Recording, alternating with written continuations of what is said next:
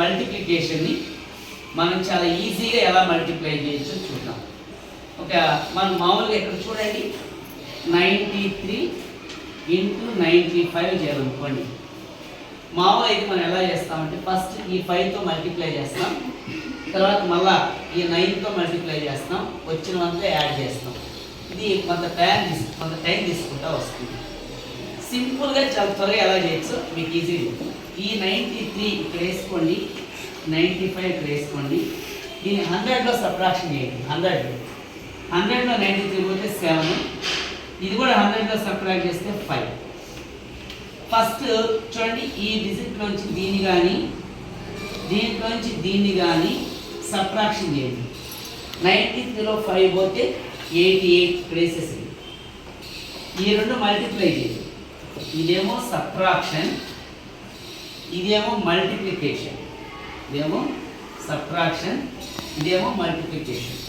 7 5 35. This is the answer. మనం కొంచెం practice అయితే దీన్ని చాలా తొందరగా చేస్తాను కాస్తాను. నేను కూడా చూపిస్తాను చూడండి. 88 ఇంటూ 93 ఉందనుకున్నాం. ఈ 88ని 100లో సబ్ట్రాక్ట్ చేస్తే 12, 93ని 100లో సబ్ట్రాక్ట్ చేస్తే 7. ఈ 88లో 7 సబ్ట్రాక్ట్ చేస్తే 81.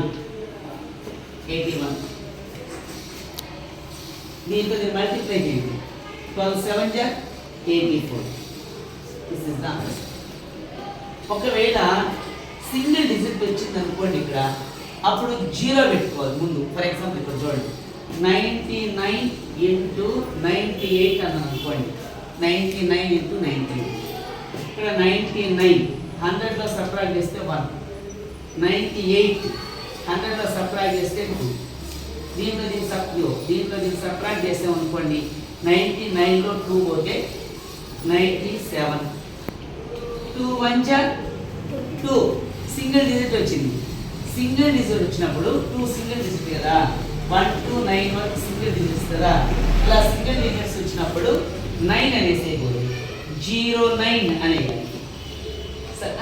2 1 2 కదా, 2 1 2 02. ఒకవేళ 3 వచ్చింది అనుకో, 03 04 05 అట్లా పెట్టుకోవాలి. This is the answer. Understand?